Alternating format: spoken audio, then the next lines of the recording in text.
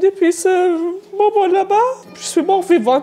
J'ai fait le courage pour mes filles, mais j'ai essayé pour mes filles, mais j'attends sauf le jour qu'il vient pour partir avec lui. C'est sur ce passage du piéton-là qu'il a été tué. Il a été traîné pendant 22 mètres sous le châssis de la voiture. Elle écrase avec la roue avant droite et il ressort sous la roue arrière droite. Quand il ressort, il est ici en position de fœtus. Elle n'a pas porté assistance à personne en danger. Elle a commis un délit de fuite. Elle était en excès de vitesse. Il coupe la priorité. Elle n'a pas été mise immédiatement en garde à vue. Pourquoi cette enquête n'a pas été instruite par quelqu'un de neutre? Là, pour le coup, ses fils sont gendarmes et c'est une enquête qui a été faite par les gendarmes. Pourquoi me demander ou espérer que je fasse mon deuil avec cette injustice, avec la double peine? J'ai assisté en réalité à l'exécution de mon fils, une deuxième fois.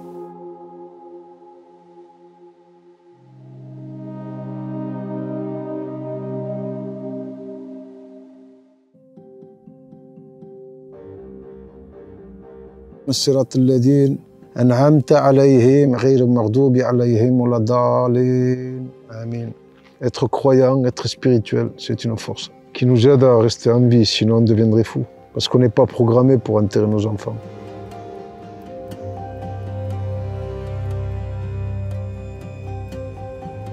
Lorsqu'on m'appelle pour me dire qu'il y a eu un accident, je prends cette direction.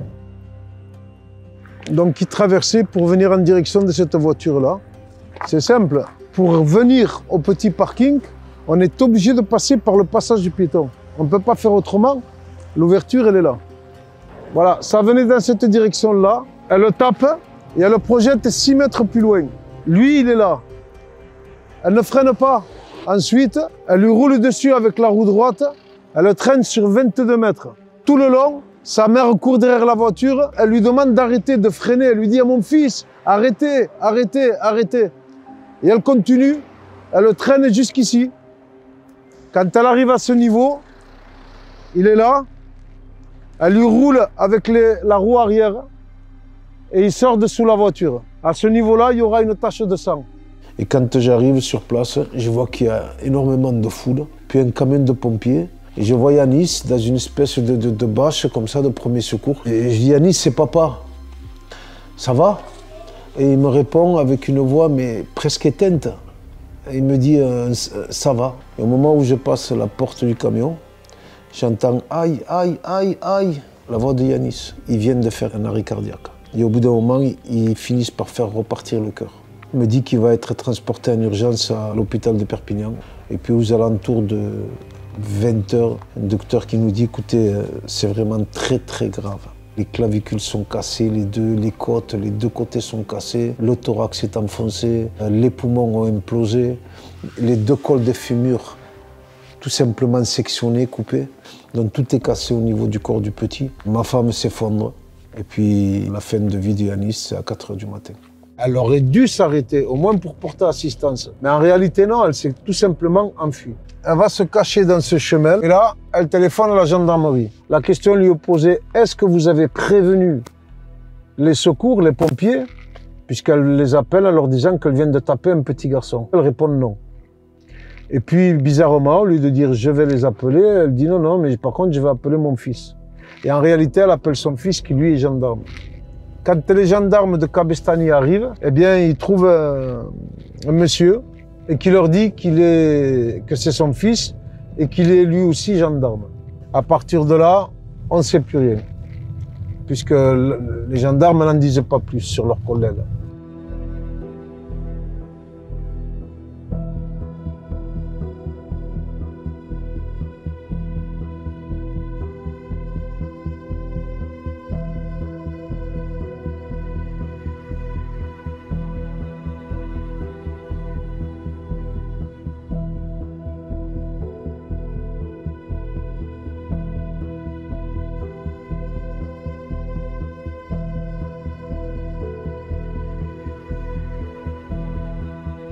Tous ces panneaux, jusqu'au deuxième passage piéton, eh bien cette partie-là ne serait plus une zone 30, puisqu'il n'y a pas la signature ou le tampon sur le décret départemental.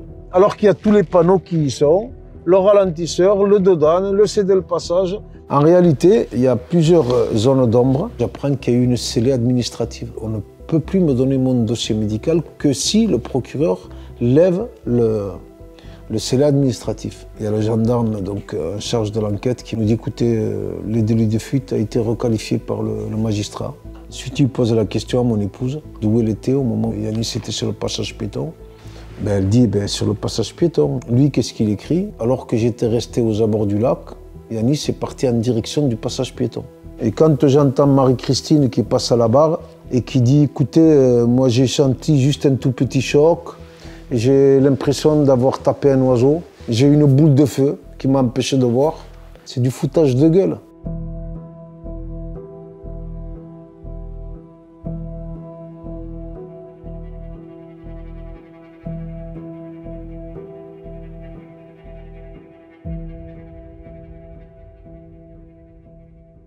Et là, on commence à se poser beaucoup de questions, y compris avec l'avocat.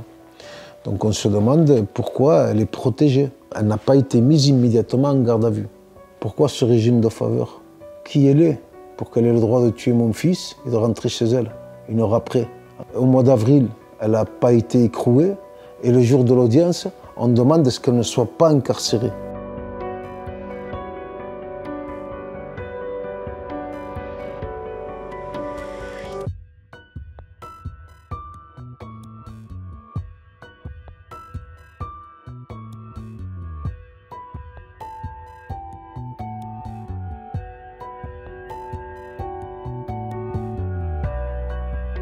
La finalité, c'est que l'enfant est mort. Mon fils est là, enterré, à 3 mètres sous terre.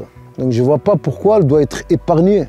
Le procureur demande 0 jours de prison, 5 ans de sursis et pas d'amende. Et une peine de 18 mois de retrait de permis aménageable. Pour moi, c'est une mascarade. Je m'attendais à tout, sauf à ce qu'elle soit épargnée. J'ai jamais imaginé que mon fils n'est pas avec moi. Et mon rêve que Yanis se part au collège. Je compte le jour pour quand Yanis se part au collège. Et quand il devienne. On n'a pas tué que Yanis. En même temps, elle nous a détruits. À l'intérieur, on est tous morts. Il n'y a plus de vie depuis. Alors oui, le projet, en fait, on n'en a plus. C'est la vendre. Vendre, essayer de commencer à reconstruire quelque chose. Ce qui est horrible, c'est que sa sœur, elle était tout le temps avec lui. Tout le temps.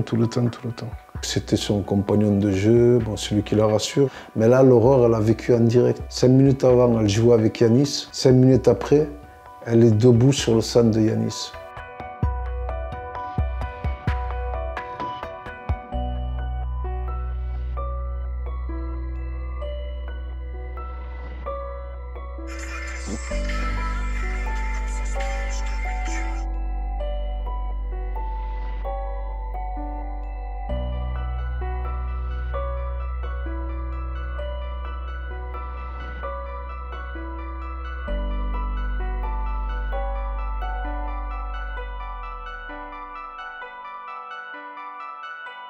Nous, parents, nous, victimes, on a besoin de vérité.